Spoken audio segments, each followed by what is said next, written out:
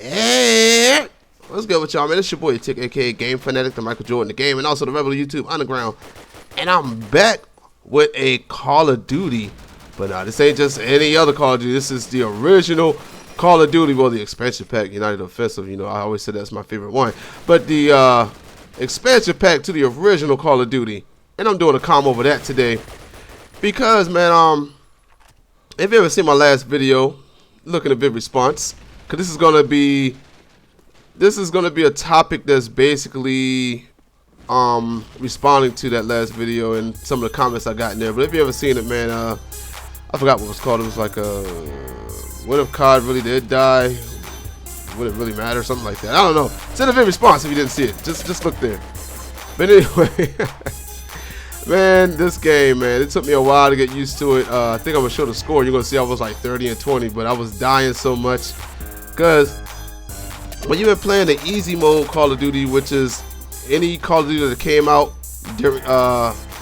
around 4 and up, you know, it's hard to play this one because this one took some skill. There it is, 30 and 20.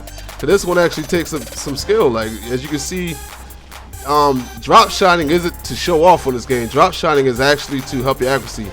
You have to prone. The further you prone, the more accurate your shots are because, you know, your gun won't be able to bounce up and down because it's touching the ground. This game had realism. Aiming down the sight is only used if you want to have you know, perfect accuracy, basically. Like if you aim down the sight, you try to spray and pray, it really doesn't work. Only if you have the BAR, which is the American rifle, which is very good while aiming down the sight. It still bounces all over the place, but it's still pretty good. It's basically kind of like using the SCAR from Black Ops 2. That's exactly how it bounces, pretty much like that. That's how much recoil it has.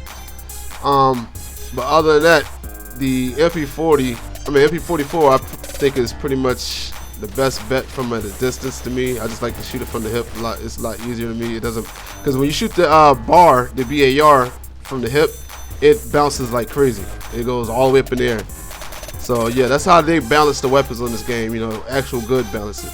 But anyway, that's not what I want to talk about. Like I said, this topic is going to be a response to my last video because a lot of people, I was asking them what would they do if Call of Duty really died, if they would play and venture out and play any other games. Dude gave me the Duke. It's all good. Would they venture out and play any other games? And this was to all the people that solely only play Call of Duty.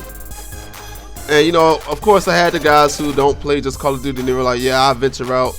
I already ventured out. I play other games. Battlefield 3 is better and stuff like that." I expected that, but to the guys that solely play Call of Duty, which was funny, was most of them would never go to another FPS. Like they didn't say they would go to another FPS. They were saying, "Dude, give me a dude with that Thompson."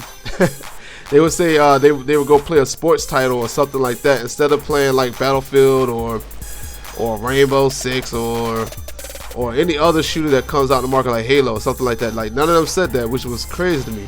And I want to know, like, why won't you guys try another game? Like, what makes Call of Duty so perfect? Why do you guys like Call of Duty so much? That's the question. What's so good about Call of Duty? Now, you know, up and down since Modern Warfare 3 and Black Ops 2, there's been nothing but complaining going on about a whole mess of issues that those two games have. Now, Battlefield 3 has none of these issues, but people always complain like, "Yeah, Battlefield 3." They try to get this excuse. Battlefield 3 has a lot of campers in it, and it's too slow. Well, to be honest with you, there's more camping in Modern Warfare 3 and Black Ops 2. You remember, I play all of them, and I can tell you the truth. This is truth. I'm not going to sit here and lie. I'm not going to play fanboy. There's more camping in Black Ops 2 and Modern Warfare 3 than there is on Battlefield 3. Why? Because of kill streaks. And that's another reason. You know, people will say, "Oh, well, hold on, let me finish before I get to the kill streak thing." And the slow pace reason is definitely wrong because on Battlefield 3, unlike these recent Call of Duties, you know, remember how we used to have Marathon Pro, you could continue to run and keep running. On Battlefield, you don't run out of sprint. You can keep sprinting the whole time. Also, on top of that, they have a little perk thing you can choose, which makes you run faster. And while sprinting, unlike Call of Duty, get the Duke. You see me getting the Duke? You can actually reload while you're sprinting.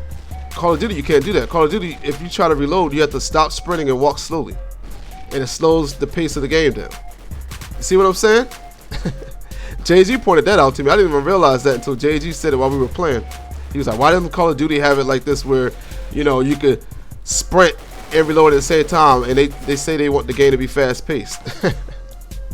Now, about the whole kill streak thing, I've had some guys, you know, BZ and all them, Keith Berry, they said, you know, I like kill streaks. I like to be rewarded when I get my kill streaks. Okay. Crisis has kill streaks. Maximum boost activated.